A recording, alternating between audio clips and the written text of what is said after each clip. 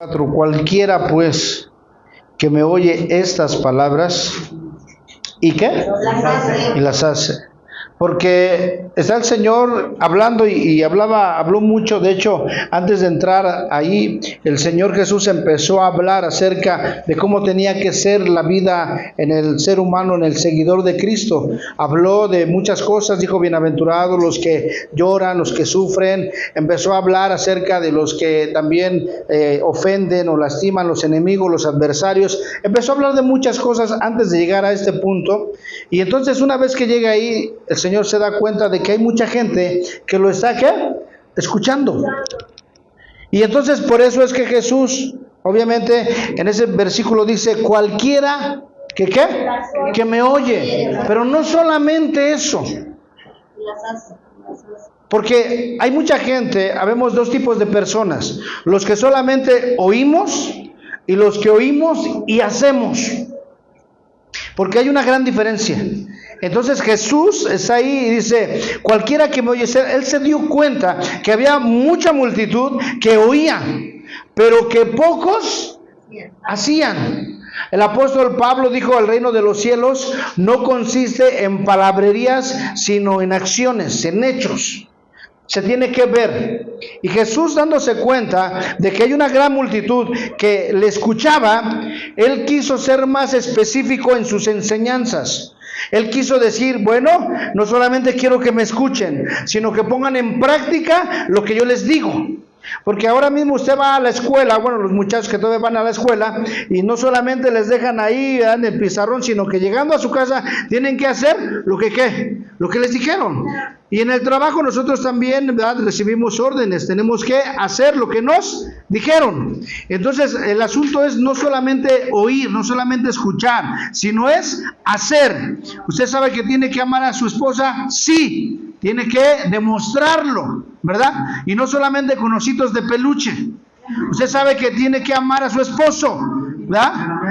Y entonces tiene que hacerlo, demostrarlo, no aventarle el café ni la sopa, ¿verdad?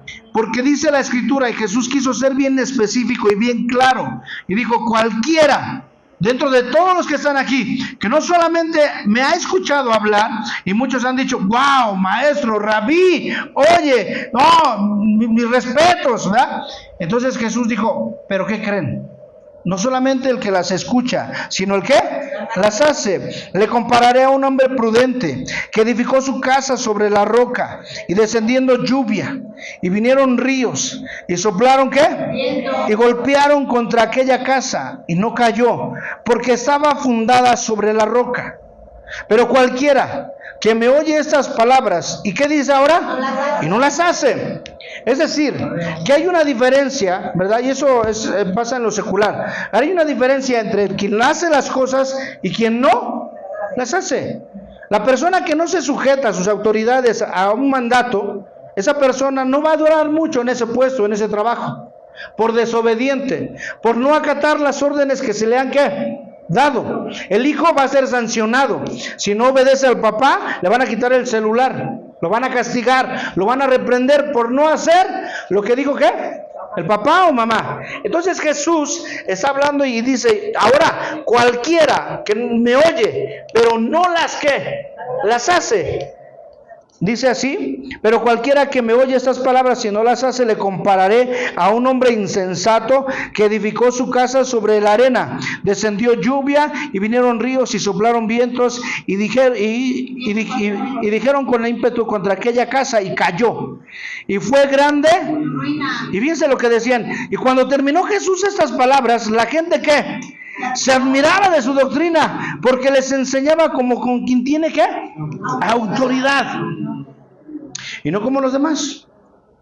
Ahora, aquí hay algo bien importante, que al final son dos tipos de personas. Somos dos tipos de personas: los que nos atrevemos no solamente a leer, sino a hacer o practicar, o los que solamente leemos y no lo ponemos en práctica. La mayoría de nosotros y toda la gente estamos pasando por situaciones difíciles, y vamos a seguir pasando, porque aquí hay un acontecimiento que les pasó a las dos casas. El mismo acontecimiento, o sea, vinieron los vientos, los ríos, es decir, sopló un huracán sobre la casa que estaba fundada bien, edificada, y sobre la que solamente estaba a flor de tierra. Pero fue la misma circunstancia que golpeó, la misma tragedia, la misma calamidad, el mismo viento, la misma tempestad, fue lo mismo para las dos. Pero hubo una diferencia, y la diferencia es que solamente una pudo permanecer bien. ¿Y cuál fue? La que estaba fundada, edificada sobre sus cimientos, sobre la roca. O sea, tú y yo vamos a pasar pruebas y dificultades.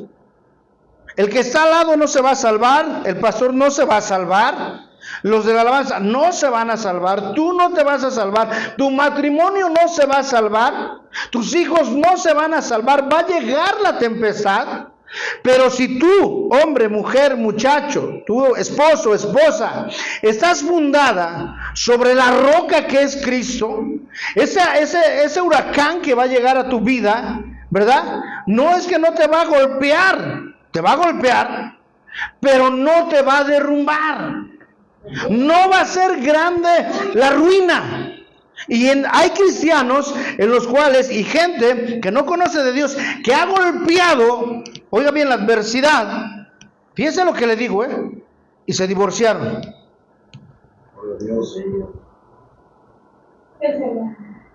Llegó el problema y abandonaron el caminar en Dios. Llegó la enfermedad y fueron a ver a Babalao. Llegó la necesidad, ¿y qué cree? Pidieron una lana prestada y se cambiaron de domicilio. Dígale que está a su lado y te hablan. Mire, porque nosotros tenemos que entender, hermanos. Hace rato lo que decía el pastor, aquí está. ¿Cuántos años ha pasado aquí? ¿Cuántas veces han hablado de él, de su esposa, de sus hijos? Pero aquí está, aquí está. Sigue creyendo en el Señor. Y yo creo que también hay gente aquí, hay hermanos aquí, que ha llegado también la tempestad. Un día apareció la muerte a mi vida y en mi casa, con mi esposa. Y entonces pude cuestionar muchas cosas. Pero el enemigo a vencer más allá, porque mi esposa está en la presencia de Dios. El enemigo a vencer era yo y mis hijos, mi familia. Porque tú eres el blanco perfecto para que llegue un huracán a tu vida. Tú eres el blanco perfecto para que llegue una enfermedad. Fíjese nada más, un día Job, dice la escritura, y más si quiere vamos al libro de Job.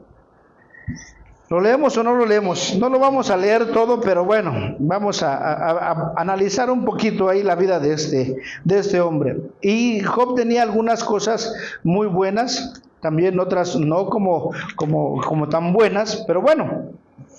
Dice así el versículo 1 del capítulo 1 de Job, ¿ya lo tiene? Dice, y hubo en la tierra de Uz un varón llamado Job. Era este hombre perfecto y recto, temeroso ¿de quién? De Dios. Y apartado del mal. Él tenía una cualidad que no tenemos muchos de nosotros. Para empezar era recto, perfecto. Y número 2 era apartado ¿de qué? Del mal. Y muchos de nosotros ni somos perfectos ni rectos y tampoco nos queremos apartar del mal. Por lo menos él sí. Y dice así, y le nacieron 7 hijos y 3 hijas. Su hacienda era de 7,000 ovejas, 3,000 camellos, 500 yuntas de bueyes, 500 asnas, muchísimos criados, y era aquel varón más grande que todos los orientales de ese tiempo. O sea, tenía lana, no solamente de los borregos. El tipo estaba. Para aquellos que dicen que Dios no prospera al hombre o no lo quiere prosperar. Job tenía ¿qué? Tenía lana.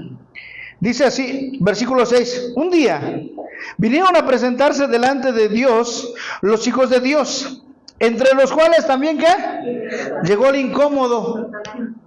¿verdad? Pero oiga bien, dice que un día mandó a llamar a los hijos de Dios, y entonces Satanás también dijo, bueno, yo también fui creado por él, así es de que yo entro ahí con los ángeles, con los querubines, porque él me hizo. Entonces, como los mandó a llamar, pues yo tengo toda la autoridad de ir y presentarme. Y entonces están en la asamblea, están hablando, y llega Satanás, y dijo Jehová a Satanás, ¿cómo le dijo? Y respondió Satanás a Jehová, de rodear y andar por ella.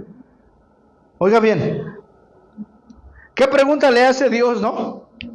O sea, yo creo que si yo hubiera sido, yo lo ignoro. Es más, ¿saben qué? A ver, querubines, ángeles, sáquenlo a ese desterrado, ¿va?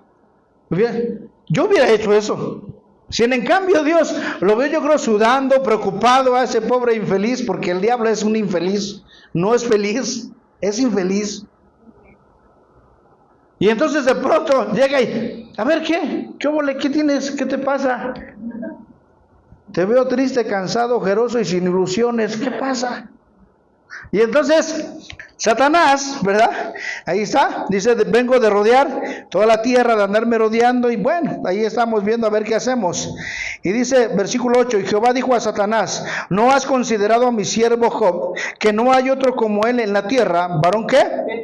Y recto, y temeroso de Dios? Vuelve Dios a decirle a Satanás, mira, digo, qué raro que andes por allá divagando, qué raro que andes como león rugiente buscando a quien devorar, y no has considerado a mi siervo Job.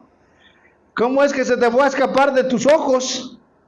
Si ese es un hombre perfecto, apartado del mal, temeroso de mí. O sea, Dios le empieza a dar esas características de ese hombre y diciéndole, aquí hay un hombre que yo estoy contento con él, complacido con él. ¿No lo has visto? ¿No te diste cuenta en tu caminar? Yo no sé, pero yo no creo que también Dios pueda decir eso de mí. Pero ahí está Job. Y de pronto, ¿verdad? Que Satanás le dice esto. Respondió Satanás a Jehová y le dijo, ¿acaso teme Job a Dios de balde? ¿No le ha cercado alrededor a él y a su casa y todo lo que tiene? Al trabajo de sus manos has dado ¿qué? Bendición. Por lo tanto sus bienes sean ¿qué? Aumentado. Pero extiende ahora tu mano y toca todo lo que tiene y verás si no blasfema en tu propia presencia. Fíjense cómo Satanás se pone a platicar con el Señor. Y le dice, mira Dios, sí, ya me dijiste que es perfecto, que es temeroso, que te ama mucho, que ofrenda, que diezma, que llega todos los días al culto, que es el primero que se presenta, que siempre barre, que hace el aseo, que está al pendiente del talento, que no se enoja. Ya me dijiste todo eso. Pero ¿cómo no te va a amar si ni siquiera una gripa le cae? ¿Cómo no te va a amar si no deben guardadito en Electra, en Coppel? ¿Cómo no te va a amar si sus hijos puro 10 en la escuela? ¿Cómo es que no te va a amar este hombre? Si mira, mientras él está durmiendo, los millones de dólares le están siguiendo, las vacas se están produciendo, los borregos ni se diga. ¿Cómo no te va a amar? Yo creo que hasta Satanás le ha de haber dicho a Dios, hasta yo te amaría. Oye, hasta yo estaría contigo. Y Satanás entiende un principio de Dios, oiga bien. Le dice, ¿cómo no lo va a hacer? Si tú has cercado todo su alrededor, has puesto una muralla impenetrable de adversidades hacia su vida. ¿Cómo no te va a amar si él sabe que en cuanto llegue un problema, tú vas a salir a defenderlo? ¿Cómo él no te va a amar? ¿Cómo no te va a buscar? Si él sabe que si cae un tormentón, lo primero que tú vas a hacer es guardar su casa. ¿Cómo es que él no te va a amar? Si no vas a permitir que vengan allá los cuatreros y se roben su ganado, porque antes de que ellos puedan ingresar a su territorio, van a caer desplomados. ¿Cómo es que Él no te va a amar? Si tú le has cercado su casa, has hecho una muralla impenetrable, donde no entra la enfermedad, donde no entra el huracán, donde no entra nada, ¿cómo no te va a amar?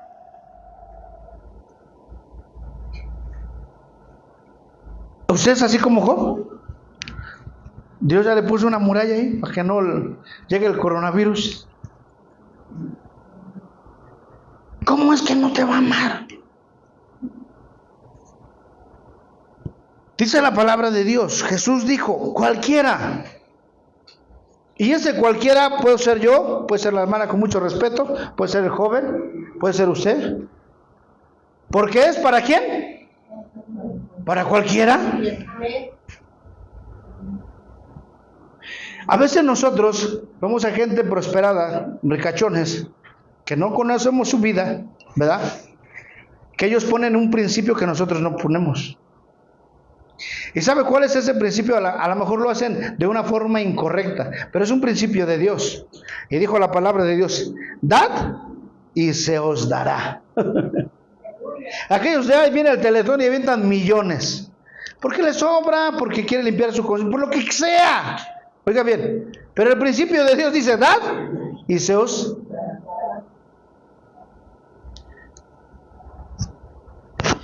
Dios bendice. El apóstol Pablo, quiero que vayamos a leer un poquito esta historia. El apóstol Pablo fue uno de los discípulos del Señor que no solamente los demás, porque todos dieron su vida, pero por llamarle de una forma un poquito más sobresaliente, porque se menciona y escribió él más libros de la Biblia. Entonces el apóstol Pablo fue encarcelado, fue apedreado, ¿verdad? Fue azotado, o sea, sufrió. Cuando él tuvo un encuentro con Dios, cuando Dios se le apareció rumbo a Damasco, dice la escritura que iba en su caballo y entonces de pronto el Señor se le apareció y cayó también desplomado, pero él se queda así asombrado y dice, oye, ¿quién eres? Le pregunta a la silueta, a la imagen que vio. Y yo soy Jesús, a quien tú persigues. ¿Usted conoce la historia? Y entonces tuvo un encuentro único. Pero también usted ha tenido encuentros con el Señor, créamelo. Usted ha tenido visiones de parte de Dios, sueños de parte de Dios. Dios le ha advertido muchas veces y nosotros no hacemos caso. Y entonces Pablo cae y desde ese día cambia su vida. Él perseguía a los cristianos. Pero lo que le espera es difícil y entonces manda ya a una Ananías y le dice, ¿sabes qué? Ve allá y ve con ese hombre porque te voy a decir, y ese hombre yo lo ocupo para el servicio y le voy a enseñar a ese hombre, fíjese, lo que tiene que padecer por amor a mí. ¡Wow! Y entonces sufre mucho Pablo y antes de morir, porque se lo llevaron a Roma, bueno, fue preso a Roma, el apóstol Pablo le quitaron la cabeza. El apóstol Pablo fue el que dijo, he acabado la carrera. Por lo demás, me está esperando la corona de la vida. Pero antes de eso, cuando él iba rumbo a Roma, a Italia, y para más o menos que se dé cuenta de lo que le estoy diciendo, en el capítulo 27 del libro de Hechos, en el versículo 1, dice así, cuando se decidió que habíamos de navegar para Italia, entregaron a Pablo y algunos otros presos a un centurión llamado Julio, de la compañía de ¿qué? Augusta. Y embarcándonos en la nave, dice Damitana, no iba a tocar los puertos de Asia, zarpamos estando nosotros, ¿dónde? Aristarco, macedonio de Tesalónica. Al otro día llegamos a Sidón y Julio, oiga bien, tratando, dice, ¿qué más? Humanamente a Pablo le permitió que fuese a los amigos para ser atendido por ellos. Y haciéndonos a la nave, desde allí navegamos ¿a dónde? A Sotaviento de Chipre, porque los vientos eran ¿qué? Mira, hay veces en el caminar en el que tú y yo vamos, a veces los vientos son ¿qué? A veces tú quieres ir ya y esforzarte y caminar y se presenta un viento ¿qué? Contrario. Mira, no sé si has visto, y yo creo que has visto las películas, sobre todo esa de la isla del Caribe, ¿no? Que parecen los huesos y no sé qué. Entonces, de pronto va y cuando es en dirección contraria, cuesta mucho trabajo navegar hacia. Tienen que mover las velas de un lado para otro. Y entonces, cuando uno va con vientos contrarios, batalla uno mucho. A veces tú quieres ir en dirección al norte, pero el viento que viene de allá es tan fuerte que te detiene. A veces ese viento pega con ímpetu en tu casa, en tu vida, en tu familia, y te detiene el caminar. ¿Hacia dónde? Hacia la vida eterna. A veces tú ya te propusiste, ahora sí voy a leer, voy a esforzarme, voy a orar, y pareciera que la tempestad más se levantó. Ahora que decidiste buscar más a Dios, hay más problemas en tu casa. Ahora que decidiste entregarle ya tu vida a Dios y decir, Señor, aquí estoy, ahora sí, pareciera que el viento se levantó contrario y te está deteniendo. Y el apóstol Pablo, con toda la nave, con toda la embarcación, el vientos eran contrarios. Y ellos, para ir de ahí a Italia, a Roma, zarparon varias veces en otros puertos y cambiaron de nave. Pero dice así, quiero que lea el versículo 13. Y soplando una brisa del sur, dice, pareciéndoles que ya tenían lo que deseaban, navegaron levaron anclas e iban, ¿qué dice? Costeando Creta. Pero no mucho después dio contra la nave un viento que se levantó un huracán. Se levantó un huracán. Y oiga bien, ese huracán quería hacer estragos. Dice así, y siendo arrebatada la nave y no pudiendo poner proa al viento, nos abandonamos a él y nos ¿qué? Nos dejamos llevar. Otra vez el viento sopló. Pero oiga bien el versículo 19, y al tercer día, dice, con nuestras propias manos, dice, arrojamos los aparejos de la nave y no, ¿qué dice? Apareciendo ni sol ni estrella, ¿por cuántos días? Acosados por una tempestad no pequeña, ya habíamos perdido, ¿qué? Se levantó el huracán, hermano. Ahora ya sabemos que era un huracán. Ahora se puede pronosticar de dónde viene el huracán, hacia dónde va a golpear. Y sabemos que el huracán hace estragos donde llega a golpear a la costa, donde llega a golpear, hace estragos un huracán. Y las casas que no están bien edificadas se las lleva, las destruye, las aniquila. El ganado que alcanza a agarrar el huracán lo mata, lo hace pedazos. Las vidas son perdidas, extraviadas. Y entonces dice aquí, el apóstol Pablo dice que mientras ellos iban, sopló el viento, se levantó y después de muchos días, dice, que no veíamos ni el día, ni la noche, ni el sol, ni las estrellas. Ellos dijeron algo, ¿saben qué? Hasta aquí llegamos. ¿Cuántas veces ha golpeado con ímpetu un huracán en tu vida? Y de pronto has dicho también, ¿ya no hay nada que hacer? ¿Para qué oramos? Mira, estuve orando y lejos de que ascendieran a mi esposo, hasta lo corrieron. Le pedí a Dios, ¿verdad?, que mi hijo no se fuera y se fue. Oramos para que sanara y se murió. ¿Para qué oramos? ¿Para qué seguimos adelante?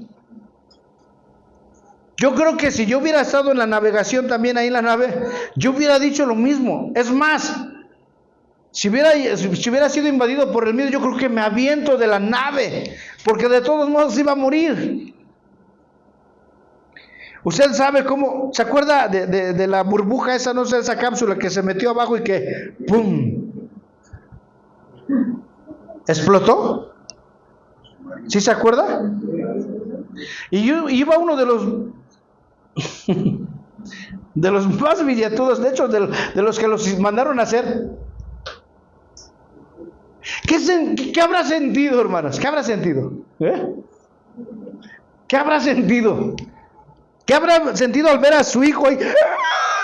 Y ya no, ¿qué habrán sentido? ¿Qué habrá pasado por su cabeza? Y dice el apóstol Pablo, perdimos toda ¿qué? ¿Esperanza de qué? De vida. Pensamos que ya de esta no la íbamos a hacer. Mira, el viento a veces y el huracán, te vuelvo a repetir, te va a golpear. Le va a golpear al pastor, a la hermana, a ti, a mí nos va a golpear. No una ni dos veces. Pero si estamos fundados sobre la roca que es Cristo, no es que no te va a hacer daño, pero vas a permanecer como firme. Vas a permanecer firme, teniendo esto, la convicción de que Dios va a hacer algo en tu vida, de que esta situación no es para muerte. Cuando llegó el coronavirus a mi vida con mi hija trabaja en unos laboratorios y entonces pues ella se contagió, ¿verdad? Entonces yo me contagié. Y ese día que yo me contagié fue un día domingo, después de ir a comer con ellos, fuimos a comer al centro comercial, y estando comiendo, porque me dice mi hija, y me dijo, ¿qué quieres comer, papá? Pues una comida china, ¿no? Para acordarme de los paisanos. Entonces, pues comimos chino. Y estando comiendo, caray, empecé a sudar, empecé a sentir mal. Y le digo a mi hijo, ¿sabes qué, hijo? Me siento mal. Ahorita te llevas tú el carro. Dice, ¿cómo te sientes? Me siento mal, me siento con escalofrío. Nos fuimos. Esa noche no pude dormir. Al otro día amanecí peor. Gracias a Dios fuimos a que me atendieran, yo fui a que me atendieran. Pero mi hija me dice, papá, vente porque ya te saqué los estudios porque quiero que vengas para que te hagan la prueba. Y fui, pues ya sabe, positivo. Y luego mi hija positivo. Mi hija padece de asma. Entonces, yo, gracias a Dios, pues no estoy sano, o sea, estoy bien, no tomo, no fumo, no me drogo, no me desvelo. Pero mi hija, en las noches,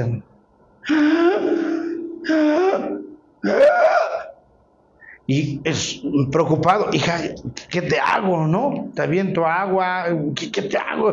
Te pongo el ventilador ahí en la cara, o sea, ¿cómo te ayudo? Y entonces mi hija se pone a llorar. Y le digo, no te espantes, hija. Te llevo al doctor. Como quiera, ya estoy contagiado. O sea, no creo que alguien en el hospital me vaya a contagiar. Y entonces dice, mi hija, es que no es eso, papá. No hay camas. No me van a atender. Y entonces recuerdo que en una ocasión, porque estábamos aislados, y entonces llego yo, estaba allá afuera, pero me metí a su habitación, estaba llorando mi hija, y la abracé. Dice, papá, es que me siento mal por mi culpa. No pasa nada, hija. No, pero te voy a decir algo, hija. Esta enfermedad no es para muerte.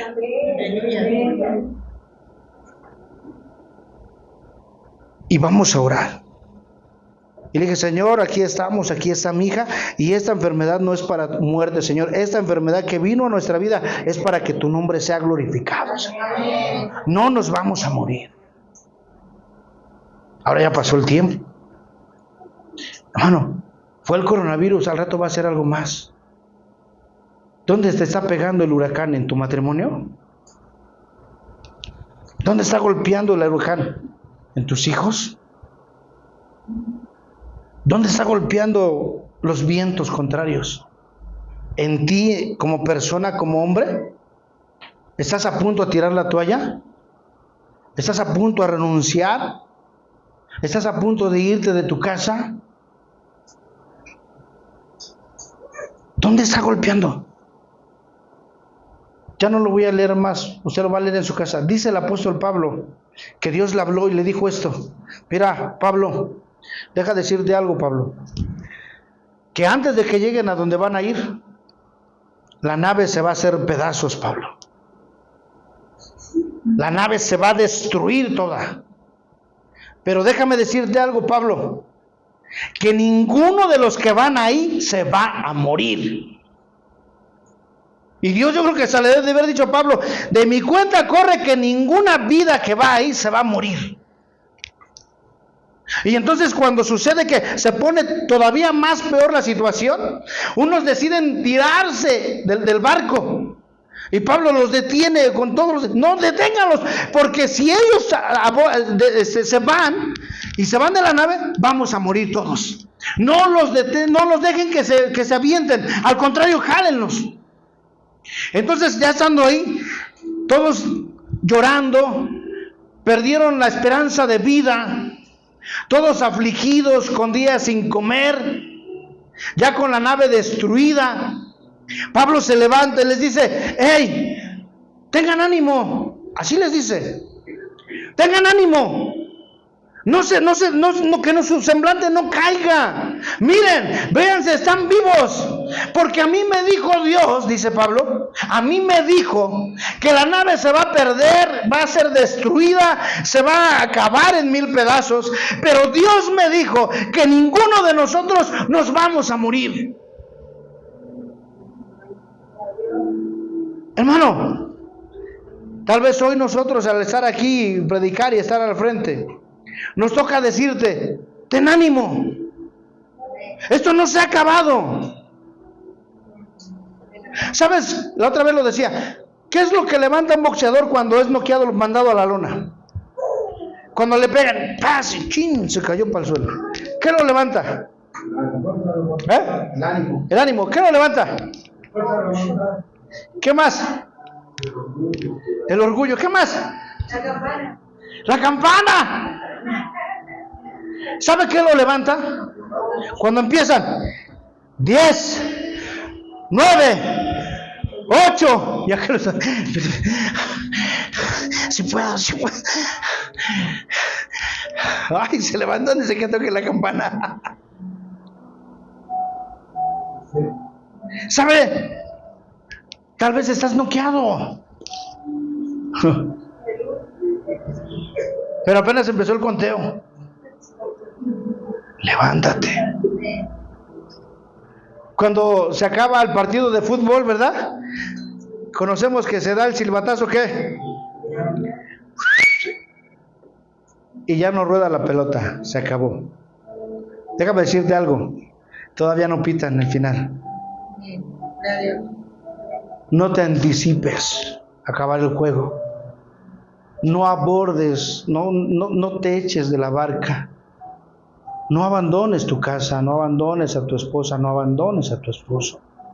No abandones tu negocio. No abandones, porque todavía hay tiempo. Todavía no pitan.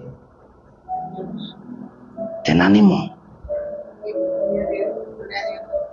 Que tu ánimo no caiga, no se venga abajo. Confía en Dios. Él dijo esto.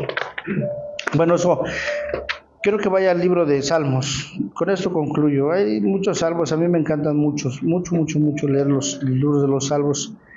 A veces me apropio y acabo hasta llorando cada que los leo. Pero este es un salmo que en lo particular a mí me gusta mucho.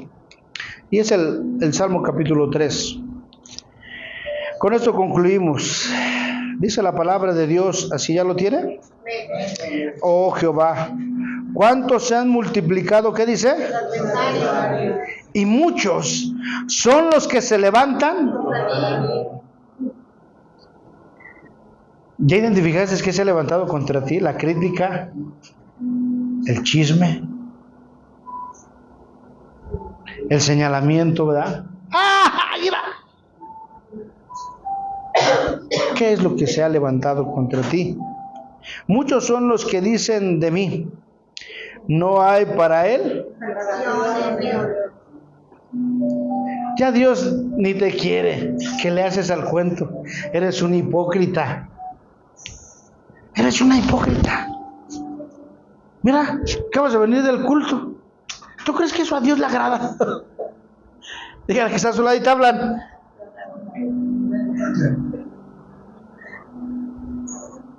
Muchos son los que dicen, ¿tú?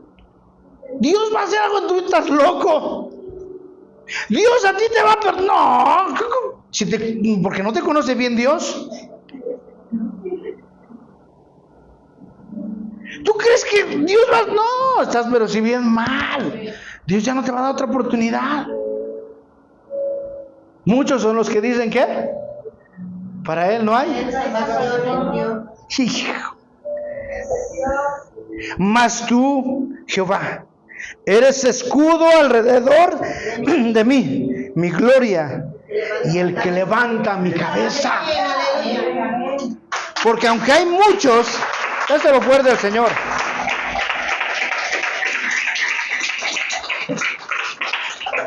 Porque aunque hay muchos deseando que te vaya mal, que sí dejes a tu esposa, que sí dejes a tu esposo, que dejes tu hogar, que dejes tu familia, que te vayas de la casa, muchacho, porque hay muchos que sí desean que lo hagan. Dios es escudo alrededor de mí. Dice mi gloria y el que levanta mi cabeza. Porque a veces necesitas que te levante la cabeza, Dios, porque tienes tanta vergüenza. ¿Te has sentido tan abatido por el huracán que crees que Dios ya no te va a escuchar? Te sientes tan inmerecedor del perdón de Dios. A veces lo que tú has hecho crees que es lo peor y que ya no alcanzas misericordia delante de Dios. Y lo que Dios está esperando es precisamente que tú llegues para que Él te vuelva a levantar. Y dice la palabra de Dios, Él es escudo alrededor de mí, mi gloria y el que levanta mi cabeza. Con mi voz clamé a Jehová y Él me respondió desde su monte santo. Yo me acosté y dormí y desperté. ¿Por qué? Jehová me... Oiga bien, hermano, usted no despierta y duerme por casualidad. Allá usted si esos acontecimientos los manda la casualidad, pero yo no. Mañana yo no me voy a levantar porque pues, es casualidad, ¿no? Y porque así tiene, no. Si Dios permite que hoy me acueste y Él permite que mañana yo me levante, es gracias a Él. Y David decía, hasta ahorita me he dado cuenta que me ha acostado y me he levantado. Y no ha sido por lo bueno o lo malo que he hecho, sino es porque Dios me ha sustentado. Si tú mañana estás vivo, hermano, que así esperemos que sea, dale gracias a Dios. Hay tiempo, el huracán va a golpear, pero Dios está contigo. Y dice la palabra de Dios, no temeré a 10 millares de gente que pusieren sitio contra mí. Levántate, oh Jehová, y sálvame, Dios mío, porque tú heriste a todos mis enemigos en la mejilla, y los dientes de los perversos quebrantaste. La salvación es de Jehová, y sobre tu pueblo sea. Amén. Póngase de pie.